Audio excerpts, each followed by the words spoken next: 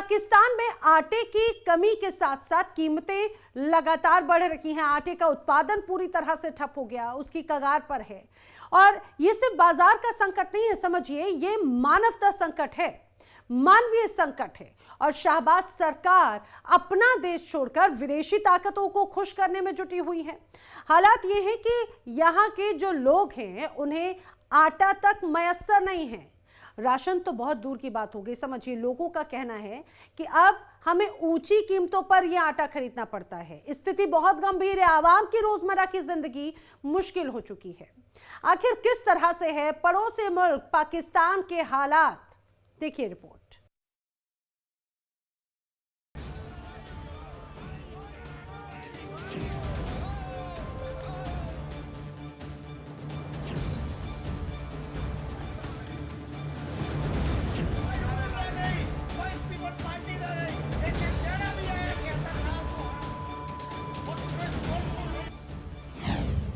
पाकिस्तान में फिर गहराया आटे का संकट।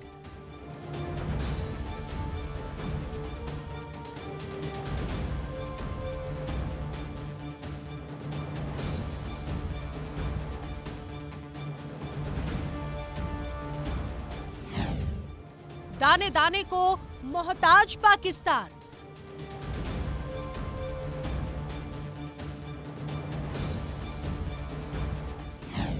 गोदामों में गेहूं और थाली से रोटी गायब।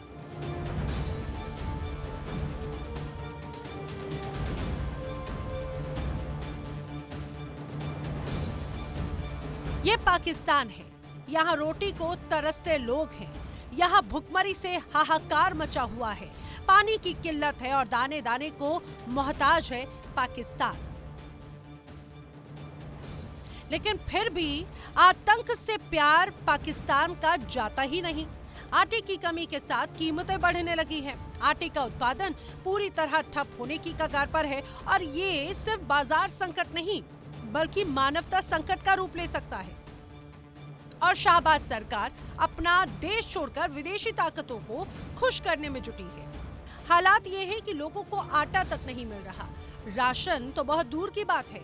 लोगों का कहना है कि अब हमें ऊंची कीमतों पर खरीदना पड़ता है। स्थिति गंभीर है, आवाम की रोजमर्रा की जिंदगी मुश्किल हो चली है। आम जनता पर इसका सीधा असर पड़ रहा है। लोग चिंता में हैं कि आने वाले हफ्तों में स्थिति और बिगड़ सकती है।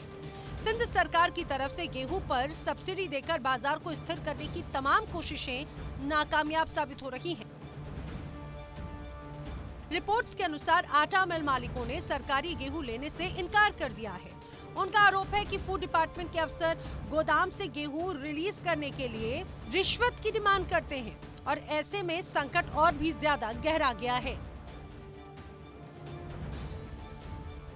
हम जो दवार होती थी ना, टूटा हुआ जिसको हम टोटा कहते हैं, जो कबूतरों को परिंदों को डालते थे, अब हम लोग वो खाने पे मजबूर हो गए हैं। बड़े बड़े एमएनए एमपी आते हैं, ये सब वज़रा जो होते हैं, जितने वज़ीर आज़म क्या सदर भी, इनकी नज़र होती है कि ज़मीन कौन सी है ज़री, इसको हम हाउसिंग सोसाइटी बना देते हैं।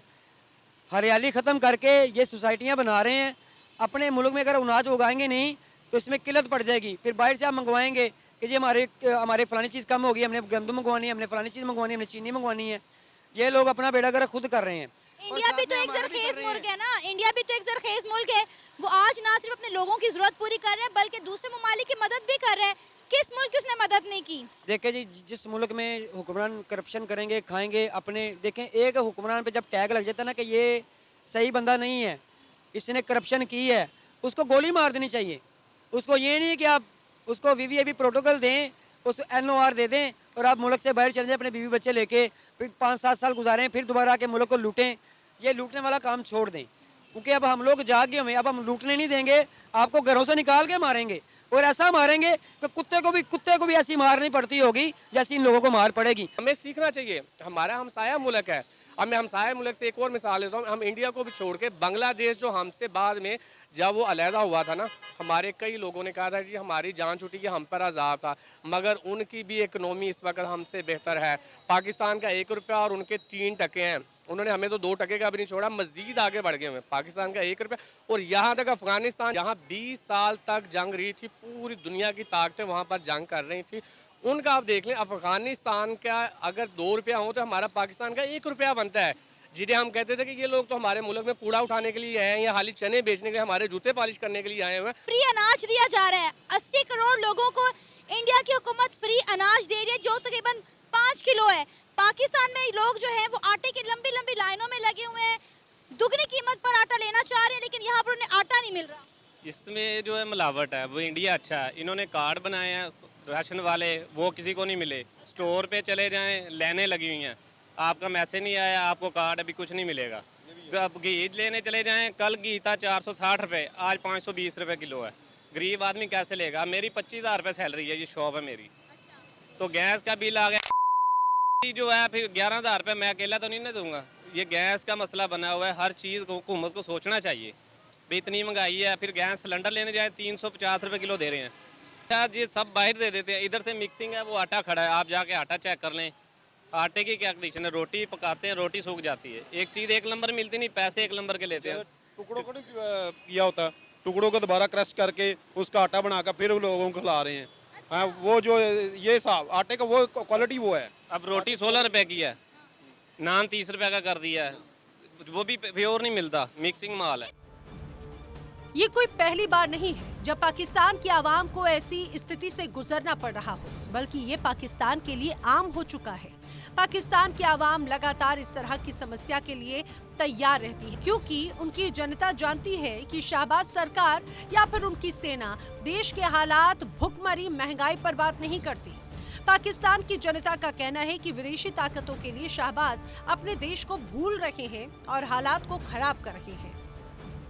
कहना क्या है, वैसे जब देखा जाए तो ग्लोबली इन्फ्लेशन रेट बढ़ा है, लेकिन पाकिस्तान में कुछ ज़्यादा ही बढ़ गया। पाकिस्तान में कोई चीज़ कम, दुनिया में कोई चीज़ कम होती है तो पाकिस्तान में कुछ ज़्यादा ही कम हो जाती है, कुछ चीज़ बढ़ती है तो पाकिस्तान में ज़्यादा ही बढ़ जाती है। क्योंकि जी हमारा रेडी वाला से लेकर हमारे ब्यूरोक्रेट तक जो है वो करप्शन होती है और हम लोग जो है वो खुद को ठीक नहीं कर रहे हैं। तो बेसिक रीज़न इज दिस। यहाँ पर मैं ये नहीं कहूँगी कि जी जैसी आवाम होती है वैसा हुक्मरान होता है, डेफिनेटली ये बात ट्रू है, बट द थिंग इज़ कि हम कैसे सुधरेंगे, there is a question mark. सुधरना तो हम लोगों ने तभी है जब हम लोग जो है खुद से करप्शन साढ़े थे कहते जो होंगे कर लो, जिंदा दाल लगता ला लो। जिन देर तक असं दाल आते रहेंगे ना, ये इन्फ्लेशन रेट जितने मर्जी वज़ीर आज़म आके इसको कम कर लें, कभी भी कम नहीं हो सकता। हमें जो है वो इस चीज़ को खुद करेक्ट करना है। देखें, अगर इंडिया की बात की जाए तो इंडिया हमसे, मुझे ऐसा लगता है कि 100 साल से भी ज़्यादा आगे जा चुका है। G20 की मीटिंग हम लोग इंडिया में देखते हैं, सोलर मिशन इंडिया कर रहा है, मून मिशन इंडिया कर रहा है, वर्ल्ड कप उनके हाथ में जा रहा है, एशिया कप उनका हो गया। मतलब ये कि हर फील्ड में, हर फैक्टर में they are number 1। Why? Because आप उनमें देखें टैलेंट ही बहुत है। आप, मैं एक बात कहती होती हूँ कि आप जो है वो इंडिया के लेवल की एक IIT मूवी नहीं बना सकते, तो आप रियल में IIT में कैसे उन्हें बीट करेंगे? हम लोग बात करें ऐसी नवाज शरीफ कहते हैं वो लोहार थे, भाई लोहार थे तो क्या हुआ? इफ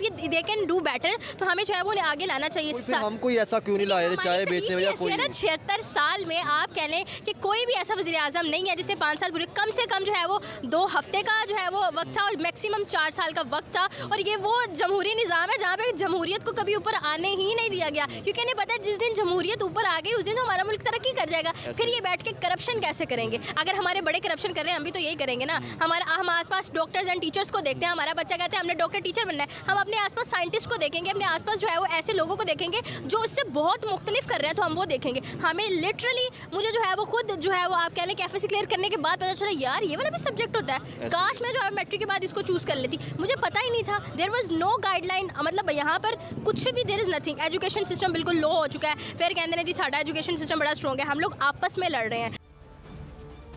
शहबाज सरकार ने हाल ही में पाकिस्तान की पहचान पाकिस्तान एयरलाइंस को भी बेच दिया, और सिर्फ इस उम्मीद में कि पाकिस्तान का हाल कुछ हद तक ठीक हो जाए। लेकिन हाल तो ये है कि पाकिस्तान की आर्थिक स्थिति लगातार डूबती जा रही है, जिसका विरोध जनता सड़कों पर उतरकर करती है। लेकिन शहबाज और मुनीर की जोड़ी पूरे देश को बर्बाद कर अमेरिका को खुश करने में जुटी है। अभी मुझे बताएं PIA की क्या सूरत हाल जा रही है हमारी?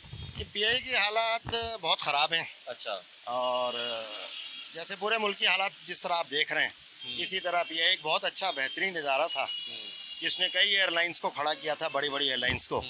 मैं 88 से PIA में हूँ। अच्छा। और अभी मैंने VSS लिया, वॉलंटरी सेपरेशन स्कीम मैंने अवेल की PIA के हालात को देखते हुए।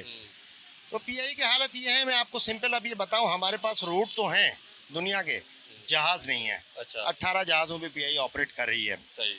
हम दुबई एक फ़्लाइट ऑपरेट करते हैं डेली, जबकि Emirates Dubai Karachi 6 flights operate करती है।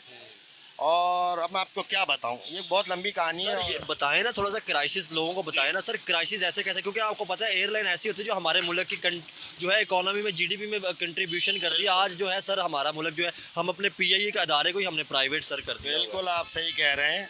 पीआईए जैसे कि मैंने आपको बताया एक बेहतरीन इदारा था मुल्क की इकोनॉमी में, तो ये अपना हेल्प करता था और पार्टिसिपेट करता था, मगर पीआईए पूरी दुनिया में जो है पाकिस्तान को रिप्रेजेंट करता था, पाकिस्तान पहचाना जाता था पीआईए की वजह से।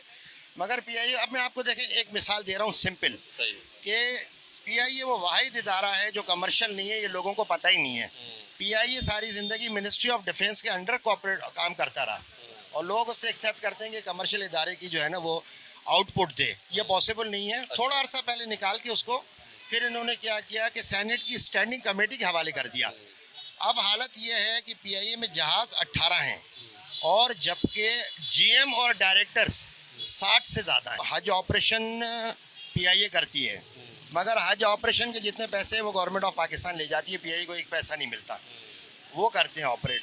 और जबकि दूसरी एयरलाइंस में जब आप जाते हैं, एमरेट्स वगैरह में आप हज पैकेज लेते हैं, मगर उनको पे करते हैं आप एयरलाइन के टिकट्स, हमें कुछ भी नहीं मिलता, ज़ीरो मिलता है। 96 से लेके आज तक टिल 2023 आप सुन के हैरान होंगे, पीआईए के एम्प्लॉइज़ की सैलरीज ही रिवाइज नहीं हुई हैं। सैलरीज रिवाइज हो रही है। हमने पिछले दिनों सुना था 1 साल पहले कि पीआईए के मुलाजमीन को निकाला जा रहा है। जी बिल्कुल आप सही कह रहे हैं। और डेली वेजिस वाले जिनकी तनख्वाह सिर्फ 28,000 थी, उन लोगों को निकाला है। जो बेचारे निहायत गरीब लोग थे, किराए के मकानों में रहते थे, लाइबिलिटी, उनको निकाला है। जबकि जो पीआई पे असल बोझ है, पीआई की मैनेजमेंट, डायरेक्टर और जीएम्स जो लाखों में तनख्वाहें ले रहे हैं और लाखों रुपए के ओसीएस लगाते हैं बाहर जाके, वहाँ ओसीएस लगाते हैं जहाँ पीआई ऑपरेट ही नहीं करती, वहाँ पे जाते हैं। उसके अलावा और पीआई की मेडिकल फैसिलिटीज़ अवेल करते हैं। जो ऑपरेशंस जो यहाँ पे ट्रीटमेंट हो सकता है वो जाके न्यूयॉर्क कराते हैं, 12-12 लाख डॉलर्स में करवाते हैं। यही पीआई की असल बर्बादी की वजह है भाई। पीआईए का मसला ये है कि पीआई के बोर्ड ऑफ डायरेक्टर्स वो हैं जो आप सुन के हैरान होंगे, दुनिया में बोर्ड ऑफ डायरेक्टर्स वो होते हैं जो शेयर होल्डर्स होते हैं। ऐसे ही है। पीआईए के किसी भी डायरेक्टर का एक भी रुपया पीआई में नहीं लगा हुआ, तो उसके घर से क्या जा रहा है, समझे? जिसके घर से लगा होगा उसको फिक्र होगी मैंने अपने घर को बेहतर करना है। बाहर से आके मैकडोनल्ड, केएफसी, यूफोन, टेलीनॉर ये कमा रहे हैं हमारे मुल्क में। पाकिस्तान पर लगातार कर्ज चढ़ता जा रहा है। पाकिस्तान अपने हालातों को ठीक नहीं कर पा रहा। अर्थव्यवस्था का हाल पहले से ही खस्ता है। पाकिस्तान दूसरे देशों के पास जाकर हर महीने भीख मांगता हुआ नजर आता है। और सबसे खास बात तो ये है कि पाकिस्तान की सरकार और सेना अपने ही देश की आवाम को झूठा दिलासा देती है कि वो शायद इस बार के कर्ज को लेकर देश की आर्थिक स्थिति को सुधार देगी। लेकिन सच ये है कि वो हमेशा करोड़ों रुपए का कर्ज लेकर जनता को ठेंगा दिखा देती है और आवाम हर बार सरकार की तरफ उम्मीद भरी आंखों से बस देखती ही रह जाती है। पाकिस्तान की 72% आबादी की खपत गेहूं पर आधारित है। इस समय नान और रोटी बेचने वाले दाम बढ़ाने की तैयारी कर रहे हैं। कराची के एक व्यापारी ने जानकारी ये दी कि अगर यही हाल रहा तो करोड़ों परिवारों के लिए आटा पहुंच से काफी दूर चला जाएगा, जिससे बड़े पैमाने पर विरोध प्रदर्शन और भड़क सकता है। अब देखना होगा कि इस भुखमरी के हालात में पाकिस्तान की सरकार आखिर क्या जनता के लिए करती है और ऐसे हालात से सरकार कैसे निकलती है। Bureau report, India daily.